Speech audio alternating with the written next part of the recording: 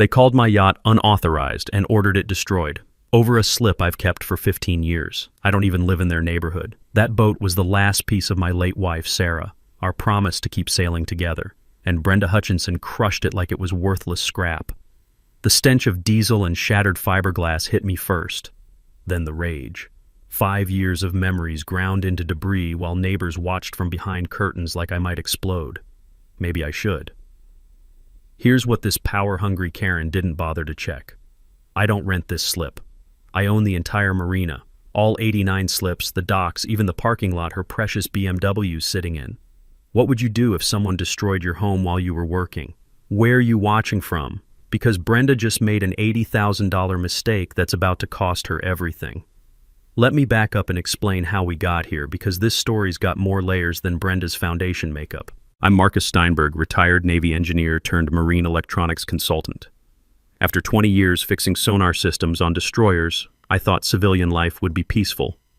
Then I met my late wife, Sarah, and peaceful became perfect. She had this laugh that could carry across the water on a still morning, the kind that makes you forget the Navy ever happened. In 2008, Sarah and I bought Pelican Bay Marina as an investment. 99 slips, a small office building, and 40 acres of prime waterfront in Clearwater, Florida. Cost us $1.2 million, which was every penny we had, but Sarah called it our floating retirement plan. The gentle creak of dock lines in the morning breeze became our new reveille, and the smell of salt air mixed with Sarah's coffee made every dawn feel like a gift. Here's the thing about owning a marina. Most people assume you're just another boat owner paying slip fees. We liked it that way. No drama, no politics, just us and the water. The texture of weathered teak railings under my palms felt more like home than any house ever had. Sarah passed 3 years ago. Cancer. Quick and cruel. The boat became my sanctuary where I could still hear her voice in those wind chimes she hung in the cockpit. Every morning I'd sit there with coffee, listening to dolphins splash while her chimes played our old song, but apparently keeping a low profile makes you a target for people like Brenda Hutchinson. Brenda moved into the Sunset Palms condos in 2019 and immediately got herself elected HOA president. Picture this. Real estate agent meets power-hungry soccer mom, drives a white BMW with blessed license plates, carries a leather portfolio like she's negotiating nuclear treaties. The sound of her manicured nails clicking on that damn clipboard became the marina's new irritating soundtrack. When the Sunset Palms development went up, Brenda's lawyer buddy filed papers claiming the HOA had emergency management jurisdiction over my marina. Problem was, Brenda knew exactly who owned what. She'd done her homework, seen the county records, knew she was messing with the actual property owner. I could have stopped this day one. One phone call to my attorney, flash the deed, game over. But Sarah always said, "Give people enough rope to hang themselves, honey." Military training taught me patience, and watching Brenda operate taught me she was building her own gallows with every bogus citation. For 2 years, I played the confused boat owner while documenting everything. Every violation notice went into Sarah's old recipe box, alphabetized by date because she would have laughed at my Navy precision. Brenda thought she was slowly strangling some helpless old veteran who didn't understand proper procedures.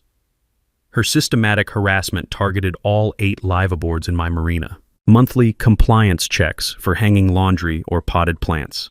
Retired teacher Janet Kowalski got fined for bird feeders. Coast Guard veteran Bob Fletcher got cited for excessive shore power usage. Apparently his CPAP machine violated some imaginary regulation. Each violation notice was another fraud count I could use later. Cheap paper with official-sounding language backed by completely bogus authority. Here's what made this war. Brenda had a secret deal with Bayside Development to sell my marina for $2.3 million. She was planning to steal my property and pocket a finder's fee. Her strategy? Eliminate liveaboards through harassment, then claim the marina was available for luxury yacht club conversion. While I was in Miami upgrading Coast Guard sonar systems, she held an emergency meeting and voted to destroy my boat as a safety hazard. The demolition crew arrived at dawn with official-looking paperwork. 20 years of memories fed into a wood chipper while Brenda watched from her BMW, probably texting her developer friends that the residential problem was solved. She thought destroying my boat eliminated her ownership problem. What she actually did was commit federal destruction of property while attempting to steal a Marina from a patient Navy engineer who'd been documenting her crimes for 2 solid years.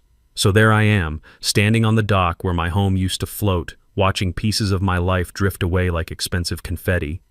The acrid smell of hydraulic fluid mixed with shattered fiberglass burns my throat, smells like someone bombed a boat dealership. My neighbor Janet Kowalski comes rushing over from her sailboat, still in her bathrobe and fuzzy slippers. "Marcus, I'm so sorry. They wouldn't let any of us stop them. Said it was official HOA business." Janet's a retired third-grade teacher who's lived on her 35-footer for 12 years. She's got that teacher voice that could stop a classroom riot, but apparently not a demolition crew with fake paperwork. The Marina office manager, Tommy Rodriguez, shuffles over looking like he'd rather explain quantum physics to a goldfish. "Marcus, man, I had to comply. They had official documents, emergency authorization. My hands were tied." He shows me the paperwork. Impressive HOA letterhead, legal-sounding language, complete fabrication. Someone put real effort into this fraud. I play my part perfectly. Shocked victim, confused boat owner, doesn't understand how this terrible mistake could happen. Inside, my military training is cataloging evidence like a crime scene photographer. Every piece of floating debris gets documented with timestamp photos. The sound of empty dock lines slapping against pilings where my boat used to be echoes like a funeral bell. Exactly the dramatic touch Brenda was probably hoping for. But while I'm playing devastated victim, something catches my eye in the Marina office. Tommy's got all the slip contracts posted on a bulletin board, and I notice the newer residents have standard rental agreements. But mixed in with those are a few older contracts that look different. Ownership terminology instead of rental language. That's when I remember something my old Navy legal officer once told me about Marina property rights. Back in the day, many marinas sold slips as real property like condos, but people assume they're just renting space. I start asking casual questions while pretending to look for temporary slip options. Turns out 3 other live aboards have contracts similar to mine, dating back to the original Marina development. They bought their slips as property, but never realized what that meant legally. Brenda's been treating property owners like renters, collecting fees for services she has no authority to provide. This isn't just harassment, it's systematic fraud on a much bigger scale than I thought, and I've been letting her dig the hole deeper for 2 years. Janet offers her sailboat's guest berth. "It's not much, but you're welcome to stay until you figure out your next move."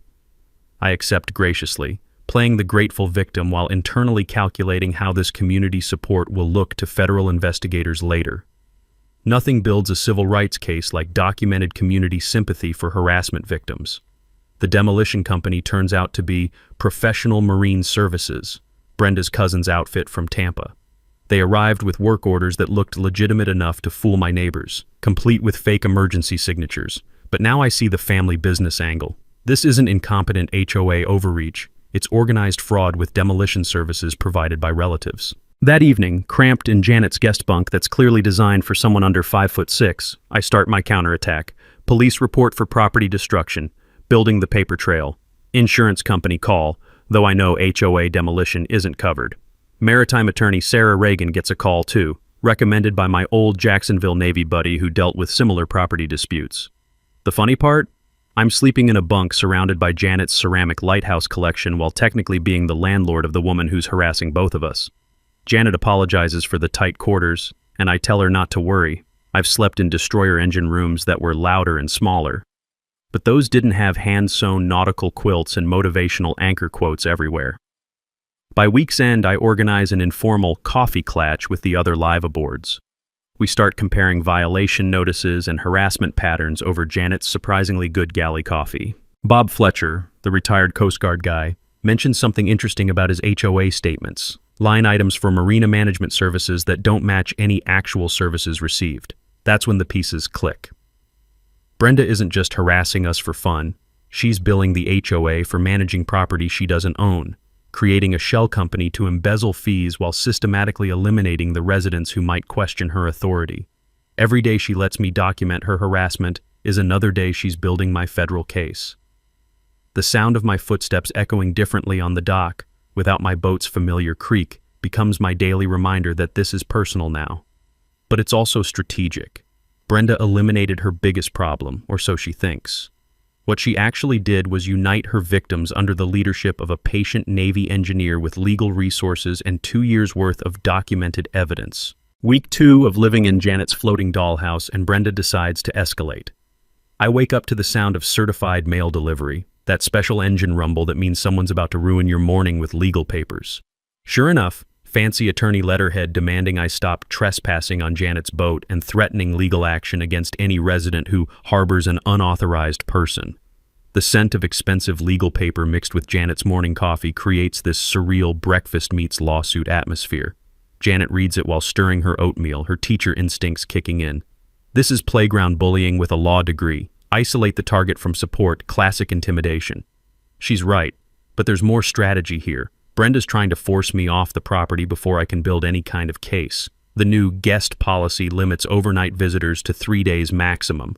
Amazing timing, considering I've been here a week. Violation notices start flying like confetti at a legal parade. Janet gets slammed with $500 per day fines for harboring an unauthorized resident.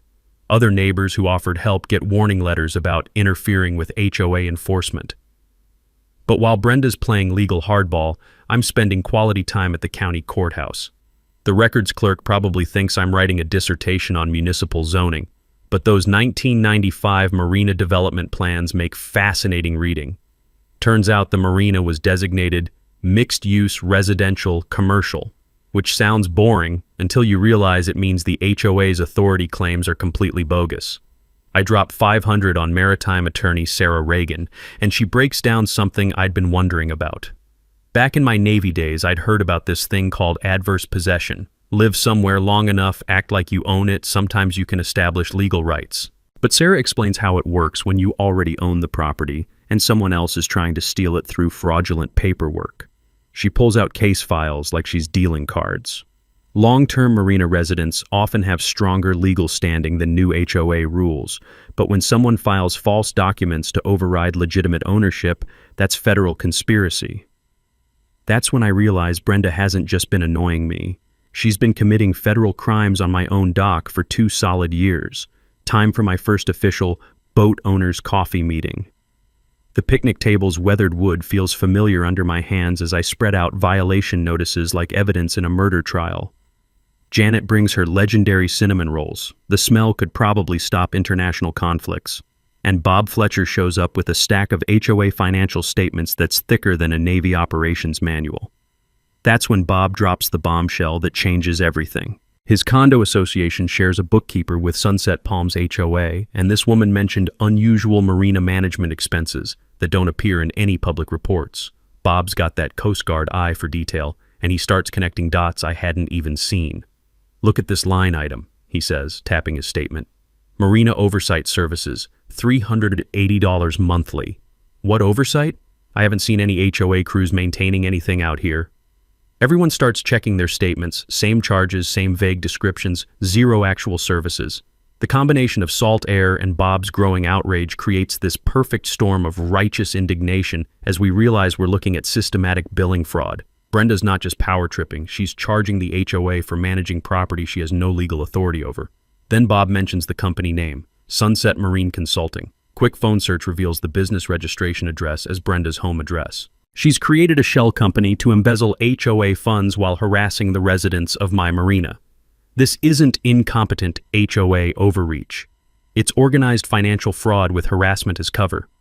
I moved to a mainland motel to protect Janet from the fines, but that 45-minute drive becomes my strategy time. Highway noise replacing water sounds, hotel air freshener instead of natural salt air, plastic key cards where boat keys used to be. Every sensory reminder of displacement adds to my motivation. Brenda's confidence peaks as she starts bringing condo buyers around, showing off premium yacht parking they'll enjoy. I watch from public beach access while she markets my slips as amenities, promising prospects. The residential complications will be resolved by closing. Every word becomes evidence for conspiracy to commit grand theft. She's selling access to my property while eliminating residents who might object. The click of her heels on my dock planks sounds like a countdown timer to her own arrest. Hotel bills hit $4,000 by month's end, but I've documented a criminal enterprise spanning fraud, theft conspiracy, and civil rights violations. Brenda thinks expensive harassment will break my resolve. She's actually funding the federal case that's going to destroy her.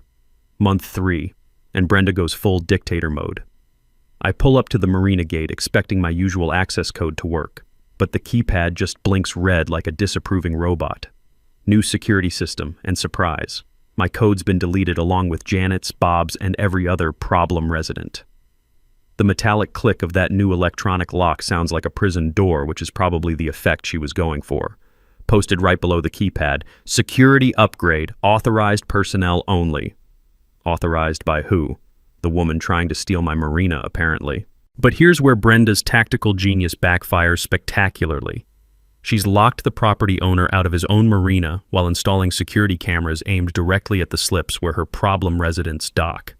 I'm watching from the public beach access as she directs camera placement, pointing specifically at Janet's sailboat like she's planning a military operation against a retired teacher. Tommy from the Marina office looks like he's about to have a breakdown when he explains the new policy. Marcus, I'm sorry, man. Orders from above. Only residents in good standing get access. The poor guy's caught between his actual boss, me, and the lunatic with fake authority making his life miserable. His hands actually shake when he shows me Brenda's directive, probably because he knows this is completely insane. From my beach surveillance post, I document everything with sniper-level patience. Brenda's bringing buyer groups every Tuesday and Thursday now, accelerating her timeline like she's running out of time to complete this theft. Her sales pitch never changes. Premium yacht parking, no residential complications, current issues will be permanently resolved by closing. That's when I contact Jennifer Walsh at the Bay City Tribune. This reporter has that shark-sensing blood instinct for corruption stories, and she starts digging into Brenda's background like she's excavating a crime scene. Within 2 weeks, Jennifer uncovers the beautiful truth. Brenda's real estate license was suspended in 2018 for misappropriation of client funds. Apparently, financial creativity is Brenda's specialty, not just a recent hobby. Even better, showing Marina slips to potential buyers without a valid license makes this unlicensed real estate activity on top of the embezzlement. The woman's building her own prosecution case one crime at a time. Jennifer's investigation also reveals the scope of Brenda's scheme. She's been marketing my Marina as luxury yacht club conversion with a personal finder's fee of $200,000 from Bayside Development. That's serious money for selling property you don't own while harassing the residents who might complain about it. I remember something from my Navy legal training about quiet title actions, court procedures for establishing clear property ownership when multiple parties claim rights to the same land. Sometimes you have to spend money in court to prove what you already own, but when someone's systematically filing false documents to override legitimate ownership, those court costs become part of your damages claim later. The personal costs keep mounting like interest on a loan shark's debt. Janet's facing $4,500 in fines, 3 more boats have fled rather than fight, and my hotel bills are approaching the cost of a small car. But each day of harassment adds federal civil rights violations to Brenda's growing legal problems. The community meetings move to Denny's since we're locked out of our own Marina. The smell of coffee and syrup mixing with planning rebellion creates this surreal breakfast revolution atmosphere. We're coordinating legal strategy over Grand Slam platters while Brenda thinks she's eliminated organized resistance. Brenda's confidence peaks as she starts personal attacks on my character. Apparently my military service indicates aggressive tendencies, and my divorce was obviously caused by anger management issues. Every defamatory statement gets documented for the civil lawsuit that'll follow the criminal prosecution. Bob Fletcher discovers something fascinating in the HOA's insurance policy. They're covered for good faith errors in property management, but explicitly excluded for intentional criminal acts by board members. If we can prove Brenda knew she was committing fraud, which we absolutely can, the HOA's insurance won't cover her legal defense or damage payments. By month's end, the scoreboard looks grim. Hotel costs hit $7,000, Janet's considering bankruptcy, and half the live aboard community has scattered like refugees. Brenda's systematic destruction campaign is nearly complete, but she's also created the most thorough federal fraud case I've ever seen. Every harassment incident, every false billing statement, every lie to potential buyers, all documented, witnessed, and ready for the prosecutor who's about to turn her little kingdom into a federal crime scene. The beautiful thing about strategic patience is how it masquerades as helplessness until it becomes overwhelming legal force. 3 months of playing victim, and the evidence is finally complete. I'm crammed in Bob Fletcher's boat cabin. Smells like coffee grounds and righteous indignation, watching him spread forensic accounting sheets across his tiny galley table like he's planning D-Day. Marcus, Bob says, adjusting his reading glasses. She didn't steal 47,000. Try 73 grand over 3 years. His Coast Guard precision shows in every highlighted cell. Sunset Marine Consulting has been billing the HOA $380 monthly for managing your property. That's federal mail fraud, documented monthly for 3 straight years. The beautiful part? Double billing everything. Brenda charges the HOA for Marina oversight through her shell company while the actual management company gets paid for real services. She's essentially charging her neighbors for the privilege of being harassed on my property. Criminal genius meets stunning arrogance. But Jennifer Walsh's investigation reveals the conspiracy's true scope. She slides a manila folder across Bob's table. The crinkle of paper mixing with the boat's gentle rocking creates this perfect revelation soundtrack. County records show Brenda filed completely false jurisdictional claims. She claimed emergency management authority over your marina through connections in the clerk's office who helped bury your ownership documents. That's when I remember something from my Navy legal training about document fraud in federal cases. When someone systematically files false paperwork to steal property, every document becomes a separate conspiracy count. Brenda hasn't just been harassing me, she's been committing federal felonies every time she filed fake authority claims. Sarah Reagan's legal analysis ties everything together with military precision. The 1995 Marina deed includes perpetual residential moorage rights, permanent property rights that no HOA expansion can override. Every violation notice Brenda issued violated federal civil rights law because she knew she had no legitimate authority. Frank Morrison adds his surveillance evidence to our growing prosecution file. The retired detective's been documenting Brenda's meetings with development company reps, photographing cash exchanges with county officials, recording conversations about permanently solving the ownership problem.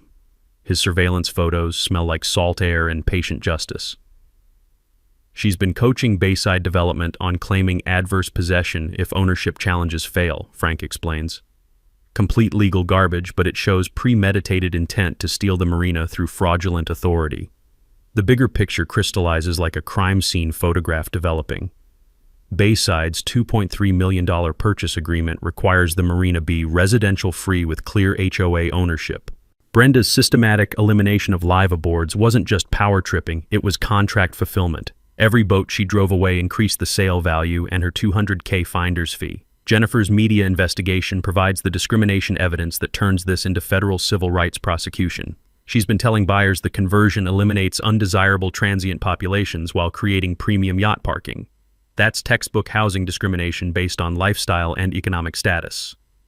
I lean back in Bob's cramped cabin, watching evidence folders spread across surfaces like pieces of a federal prosecutor's puzzle. The sound of water lapping against the hull mixes with the rustle of documents that will destroy Brenda's criminal enterprise. Every harassment day I endured added federal charges to her case. Every fake violation notice became mail fraud evidence. Every dollar she embezzled increased restitution requirements. Every discriminatory statement created civil rights violations. The strategy wasn't just about patience. It was about letting her commit every possible federal crime while building an unassailable prosecution case. Brenda thought she was slowly crushing a helpless veteran who didn't understand property law. She was actually providing documented evidence to someone building the most comprehensive HOA fraud case in Florida history. Timeline: 6 weeks until the quarterly meeting where she'll try to finalize the sale. Federal agents will be waiting, media will be watching, community will witness justice. This isn't just about stopping one criminal HOA president anymore, it's about establishing precedent for federal prosecution of systematic HOA fraud nationwide. Every future victim will benefit from the case we've built. Brenda wanted to steal a marina. She picked the owner. Time to stop playing defense and coordinate the counterattack. I gather my core team in Janet's sailboat cabin, the one place Brenda's cameras can't spy on us. The smell of strong galley coffee mixing with salt air through the porthole creates this perfect conspirators planning justice atmosphere. All right, people, I tell them, spreading evidence folders across Janet's tiny table like battle plans. Time for full disclosure. I don't just live at this marina, I own the whole damn thing. Every slip, every dock, every parking space where Brenda's BMW sits, have since 2008. The silence that follows could stop a hurricane. Janet's coffee cup freezes halfway to her lips, steam curling in the cabin air. Bob's forensic accounting brain starts recalculating 3 years of harassment with new context. Frank's detective instincts kick in as the scope becomes clear. So every violation notice she issued, Janet begins, her teacher voice trailing off. Federal crimes committed on my property, I confirm. Every fine, every lockout, every harassment incident, she's been systematically violating civil rights while embezzling HOA funds to manage property she has zero authority over. Jennifer Walsh's eyes light up with that hungry journalist gleam.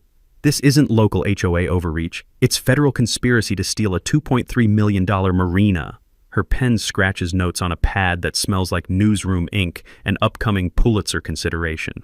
Sarah Reagan coordinates our legal blitzkrieg with precision that would make my old Navy commanders proud. Simultaneous filings across multiple jurisdictions, federal civil rights violations, criminal conspiracy charges, state embezzlement prosecution, emergency injunction to halt the fraudulent sale. Each front attacks different pieces of Brenda's criminal empire. The key is timing everything for maximum legal impact, Sarah explains, her legal documents rustling like artillery preparation. We let her commit the final crime, attempting to sell stolen property, before federal agents serve warrants for the entire conspiracy. Bob Fletcher expands his financial investigation into full criminal enterprise analysis. The sound of his calculator clicking becomes our strategic soundtrack as he uncovers the embezzlement's true scope. It's not just Marina management fees. She's billing for security services from her brother-in-law, maintenance oversight for work never performed, legal consultation from attorneys who never visited. Here's something I learned during Navy procurement investigations. Federal prosecutors love cases with clear paper trails and electronic evidence. Every fake invoice, every fraudulent electronic transfer, every documented lie becomes a separate federal charge. Bob's analysis gives us enough evidence for decades of prison time. Total documented fraud, $127,000 over 3 years, Bob announces. Every electronic transaction preserved, every fake invoice documented. Federal prosecutors dream about cases this clean.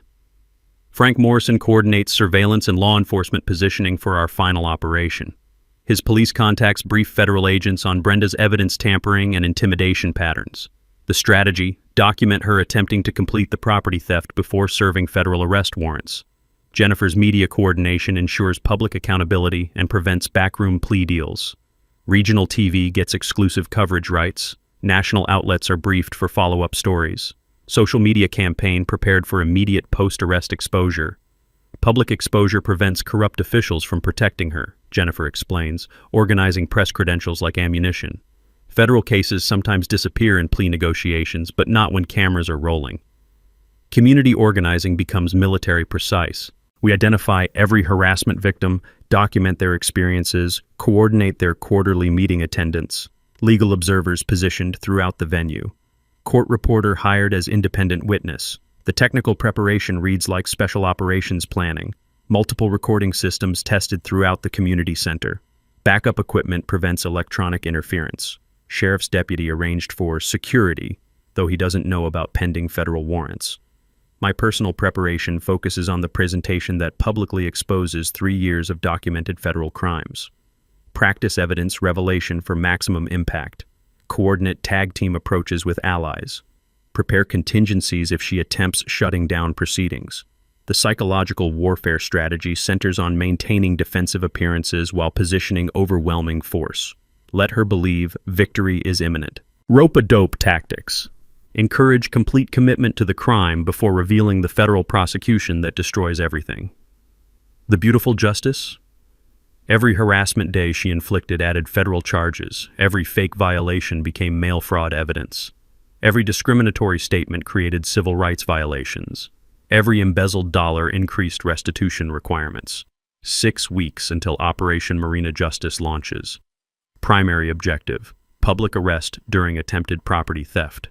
Secondary objective: precedent-setting federal prosecution. Personal objective: honor Sarah's memory through strategic patience that protects community. The texture of legal documents under my hands feels like justice finally within reach. Brenda thinks she's weeks from collecting a $200K finder's fee for stealing my Marina. She's actually weeks from federal prison and a masterclass in why you don't commit crimes against patient Navy engineers. 5 weeks before this quarterly meeting, and Brenda crosses the line into felony territory. I'm driving back from a Miami consulting job when my phone explodes with the kind of news that makes you want to punch something expensive.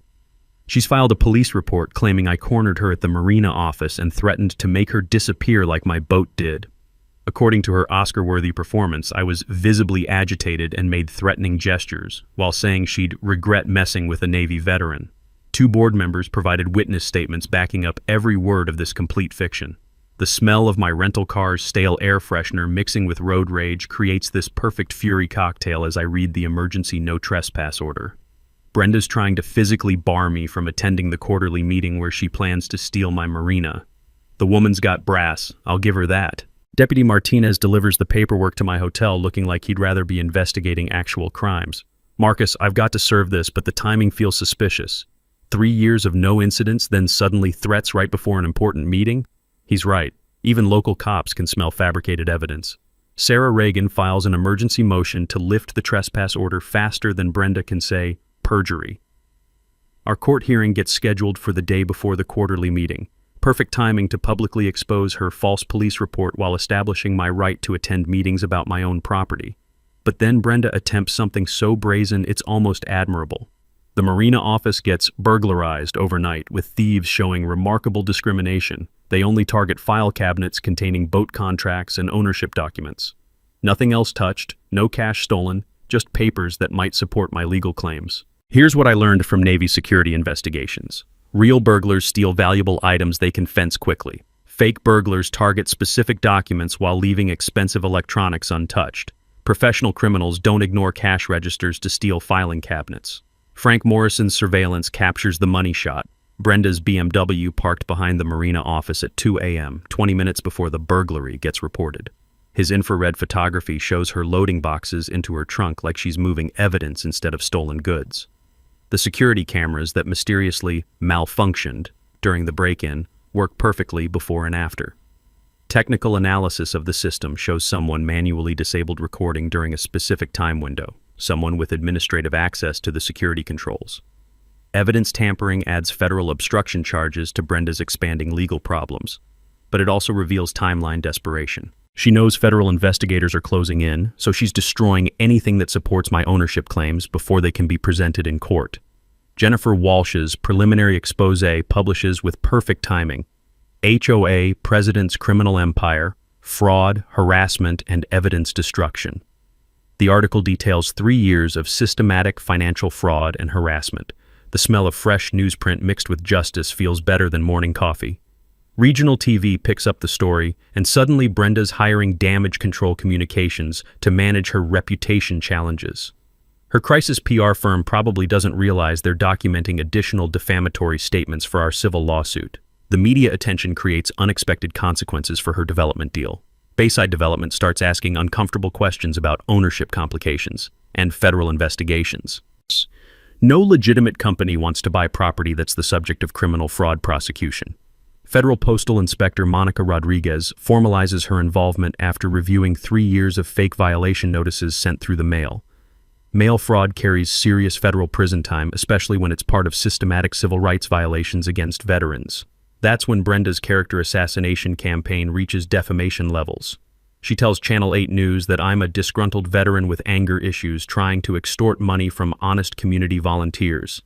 She suggests my divorce was caused by military trauma that makes me unsuitable for civilian community living. Every statement gets recorded and documented for the civil lawsuit following criminal prosecution. Her crisis PR strategy is actually building additional legal cases with every interview. The community pressure tactics become desperate performance art. Emergency board meeting to hire security protection from her brother-in-law's company at $3,000 monthly. The contract specifically mentions protecting board members from harassment by problem residents, more nepotism and fraud for the federal charges. Frank's surveillance captures Brenda coaching board members on quarterly meeting testimony. Deny knowledge of financial issues, support the sale, claim Marcus was always problematic, her voice crystal clear on his recording equipment. Conspiracy to commit perjury and obstruct justice added to her federal case.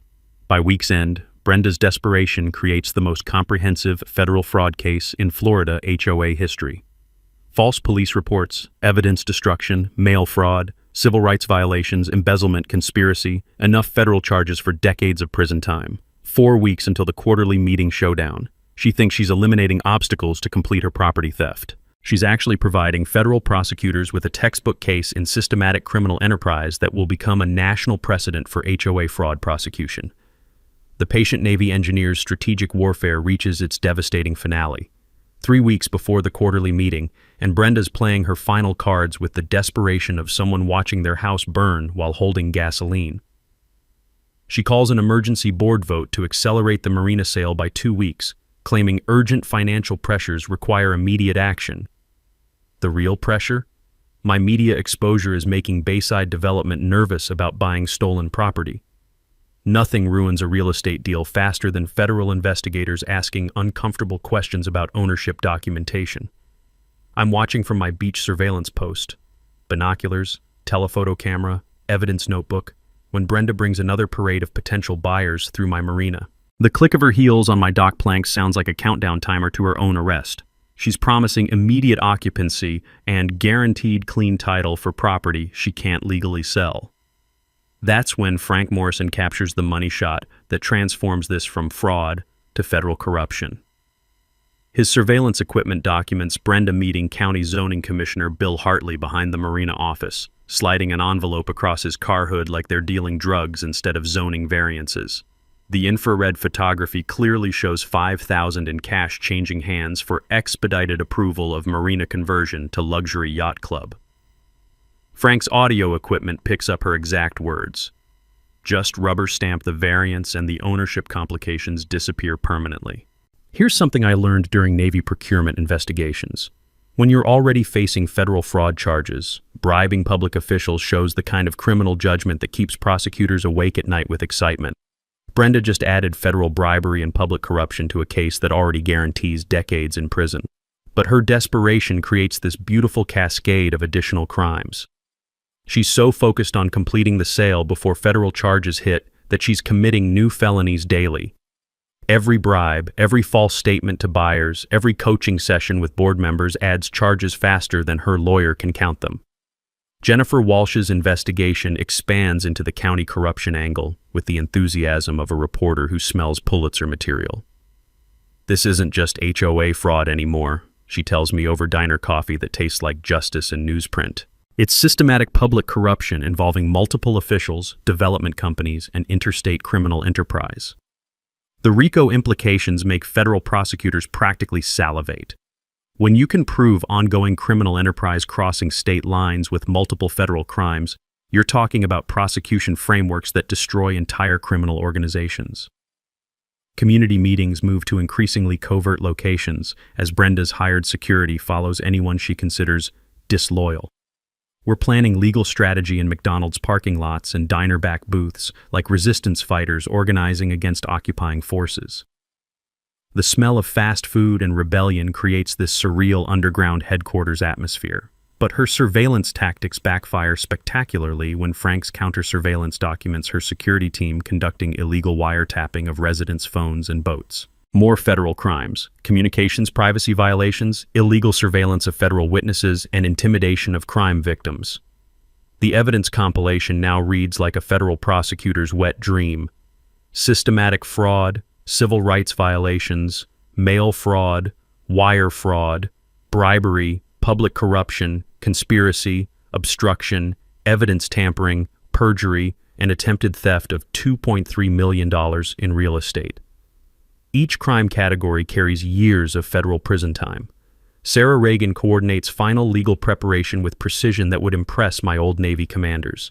Federal agents from multiple agencies positioned for arrest warrant service during the quarterly meeting. FBI, Postal Inspector, IRS Criminal Division, DOJ Civil Rights Division. This is federal task force operations against organized crime. Bayside Development starts demanding legal guarantees about ownership complications and federal investigation outcomes. And Brenda promises everything will be permanently resolved by the meeting, not realizing every conversation Frank records becomes additional conspiracy evidence. Then comes her final desperate gambit, attempting to bribe county commissioners into declaring eminent domain over the marina for public safety reasons. The recorded conversation where she offers Commissioner Martinez $20,000 to support emergency eminent domain becomes the corruption case's smoking gun. The most beautiful part? She's coaching development representatives on claiming adverse possession if ownership challenges fail. Every conversation shows premeditated conspiracy to steal property through fraudulent legal theories that wouldn't fool a first-year law student. Personal costs peak as harassment intensifies. Hotel bills exceed 15 grand, Janet's bankruptcy looms, and the last 2 live aboards flee rather than continue fighting. Community destruction nearly complete. But each harassment day adds civil rights violations. Each embezzled dollar increases restitution, and each desperate crime builds the federal prosecution that will end her criminal enterprise forever. 3 weeks until the quarterly meeting showdown, Brenda thinks she's racing to complete her property theft and collect a $200K finder's fee. She's actually racing toward federal prison and becoming a national example of why you don't commit systematic crimes against patient Navy engineers with federal law enforcement connections. Strategic patience. It masquerades as weakness until it becomes overwhelming prosecution force. Friday morning, emergency court hearing. Judge Patricia Williams reviews my ownership documentation and Brenda's false police report with the expression of someone who's seen enough bullshit to recognize it from space. The courtroom smells like old wood and impending justice. Sarah Reagan presents our evidence package with surgical precision. 3 years of harassment documentation, ownership records dating to 2008, and Frank Morrison's surveillance showing Brenda destroying evidence at 2 a.m. Your Honor, this false report was filed to prevent the property owner from attending a meeting about his own marina. Judge Williams calls Brenda's complaint frivolous, malicious, and potentially criminal perjury. The trespass order gets lifted with a stern warning about filing false reports. I'm legally cleared to attend tonight's quarterly meeting on my own property. Perfect timing for what's about to unfold. Friday afternoon brings federal coordination like something from a crime movie. State Attorney's Office files charges for embezzlement, fraud, and evidence tampering. Federal Postal Inspector Monica Rodriguez adds mail fraud and conspiracy counts. Arrest warrant sealed until after the quarterly meeting. Let her complete the attempted theft before federal agents end her criminal enterprise. Friday evening, Clearwater Community Center. The parking lot's packed like a Super Bowl tailgate party, except instead of team jerseys, everyone's wearing expressions ranging from curiosity to righteous outrage. TV news trucks line the street, their satellite dishes pointed skyward like mechanical prayers for justice. Inside, the room's electric with tension you could cut with a chainsaw. 180 residents, media representatives, legal observers, and federal agents in street clothes positioned throughout the crowd. The sound of metal folding chairs scraping linoleum creates this perfect pre-battle symphony. Sheriff's Deputy Rodriguez stands at attention near the exit, unaware that federal agents with arrest warrants are scattered throughout the audience. Court reporter Margaret Reagan sets up her equipment in the corner, ready to document every word for federal prosecution. Brenda takes the podium with the confidence of someone who thinks she's about to complete the perfect crime. Her leather portfolio gleams under fluorescent lights as she spreads Marina sale documents across the table like treasure maps. The woman actually smiles as she begins her presentation. Tonight, we finalize the most beneficial transaction in our community's history, she announces, her voice carrying that fake authority she's perfected over 3 years. Bayside Development's $2.3 million offer for Pelican Bay Marina will fund community improvements while eliminating ongoing residential complications. She projects financial benefits on the wall screen: $800K for infrastructure, $500K for amenities, $400K reserve fund. The development company representative nods approvingly as Brenda describes how problematic live aboard situations have been permanently resolved through proper legal channels. The audience murmurs appreciatively until I request floor time through parliamentary procedure. Brenda's smile falters as she remembers the court order requiring her to recognize my speaking rights. Deputy Rodriguez steps forward as a gentle reminder that federal judges expect their orders followed. I'd like to address some factual errors in tonight's presentation, I begin, walking to the podium carrying my thick evidence folder. The room falls silent except for the hum of TV cameras recording every moment. First, let's clarify exactly who owns the marina Brenda's trying to sell. I project my 2008 deed documents on the wall screen, and the audience erupts in gasps as ownership evidence fills the display. Brenda, you've been harassing residents and embezzling funds on property that belongs to me. The color drains from her face faster than water through a broken hull. Her confident posture collapses as she realizes 3 years of criminal enterprise just got exposed to 180 witnesses and federal investigators. Bob Fletcher takes the microphone for the financial revelation. Let's examine where your HOA fees actually went. His forensic accounting slides show $127,000 in fraudulent payments to Brenda's shell company, Sunset Marine Consulting, registered to our HOA president's home address. The audience explosion of outraged voices sounds like a sports stadium when the home team scores. Residents who've been paying fraudulent fees for 3 years suddenly understand they've been funding their own harassment. Jennifer Walsh stands to present her investigation findings. Federal Postal Inspector, please identify yourself. Monica Rodriguez rises from the audience, badge visible, as Jennifer continues. This investigation has uncovered systematic federal crimes, including mail fraud, civil rights violations, and conspiracy to commit grand theft. That's when federal agents throughout the room begin moving toward the podium. The atmosphere shifts from community meeting to federal crime scene as Brenda realizes she's surrounded by law enforcement. "This is harassment," she screams, attempting to end the meeting and flee. "I'm calling security!" But her brother-in-law's security team is conspicuously absent, probably because Frank Morrison's surveillance evidence showed them participating in illegal activities. Deputy Rodriguez blocks her exit path as Postal Inspector Rodriguez approaches with arrest warrant in hand. "Brenda Hutchinson, you're under arrest for federal mail fraud, conspiracy, and civil rights violations." The mic drop moment arrives as federal agents apply handcuffs while TV cameras roll. "I've been letting you commit federal crimes on my own property for 3 years, Brenda. You wanted to steal a marina? Too bad you picked the owner's boat to demolish first." The community erupts in sustained applause as 3 years of systematic harassment ends with federal arrest. Development company representatives quietly exit as their stolen property deal disintegrates. Marina sale declared null and void due to fraudulent authorization. Justice tastes like salt air and vindication.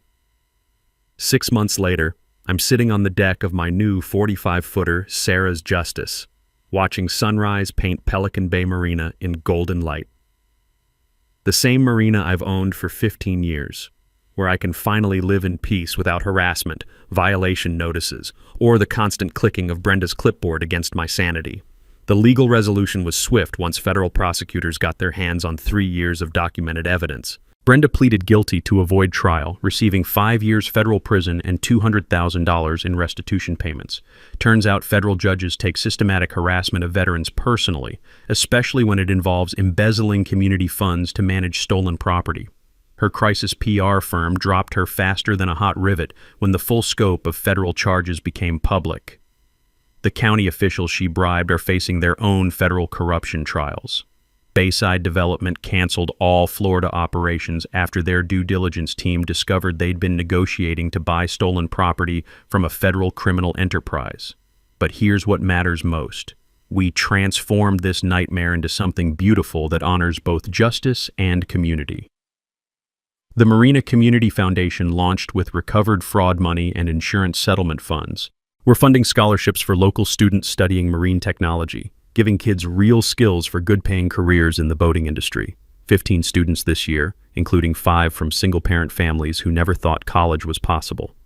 Janet Kowalski became our first elected Marina president after we converted to resident-owned cooperative management.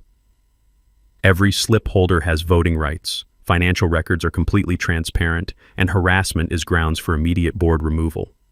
Democracy replaced dictatorship, and property values actually increased because people want to live in communities that protect residents instead of targeting them. Bob Fletcher handles our finances with the transparency Brenda never provided, publishing monthly reports that show exactly where every dollar goes. Frank Morrison heads our security committee, but his focus is helping residents solve problems instead of creating them through systematic harassment campaigns. The environmental benefits surprised everyone. We installed solar panels on community buildings using fraud recovery funds, started water quality monitoring with the University of South Florida Marine Science Program, and established a manatee protection zone in the marina's shallow areas. The morning sounds of dolphins playing in our cove replaced the irritating soundtrack of Brenda's clipboard as our daily audio backdrop. Jennifer Walsh won a State Investigative Journalism Award for her HOA corruption series, The Hidden Cost of Community. Her reporting led to new Florida laws requiring HOA financial transparency and protecting residents from systematic discrimination. We grab dinner occasionally, Turns out fighting corruption together builds interesting friendships that survive beyond the battlefield. Most importantly, we created something Sarah would have loved. The Sunset Sailing Club teaches underprivileged kids seamanship and water safety skills every weekend. Watching 12-year-olds learn to sail where my boat once floated in destroyed pieces provides healing I never expected. Their laughter carries across the same water where Brenda once conducted her harassment campaigns. I kept one piece of debris from my destroyed boat, a section of teak railing Sarah used to grip during rough weather. It's mounted in my new galley as a reminder that sometimes you have to let people reveal their true character before you can deal with them effectively. Strategic patience isn't weakness disguised as strength. It's strength that looks like weakness until it becomes overwhelming justice. The Marina community is stronger now than before Brenda's criminal enterprise tried destroying it. Monthly potluck dinners on the dock, boat dogs, social club for pet owners, and security that protects instead of persecutes residents. The texture of new dock planks under my feet reminds me that sometimes destruction leads to better rebuilding when good people work together. 3 practical takeaways for anyone facing HOA abuse. First, document everything obsessively. Every notice, every interaction, every financial irregularity becomes evidence. Second, verify your property rights through county records. You might have stronger legal standing than you realize. Third, contact your state attorney general's HOA fraud unit. They're specifically equipped to handle systematic corruption that local authorities might miss. The best part? Word spread through the national boating community about our successful resistance to criminal HOA abuse. I now consult for Marina residents and HOA victims nationwide, helping them build federal cases against systematic harassment. Turns out Brenda wasn't unique. There's an entire network of criminal HOA board members running similar scams across the country. Last week brought a call from a desperate boat owner in California whose HOA destroyed his sailboat for unauthorized modifications. His story sounds exactly like mine, except now I know how to turn systematic harassment into federal prosecution that protects entire communities. Your turn to take action. Drop your HOA horror story in the comments below. You might discover other victims of the same systematic abuse patterns. Share this story with anyone dealing with HOA overreach because knowledge about federal prosecution options can transform victims into victors. And if you believe no HOA should have the power to destroy people's homes while embezzling community funds, hit that subscribe button hard.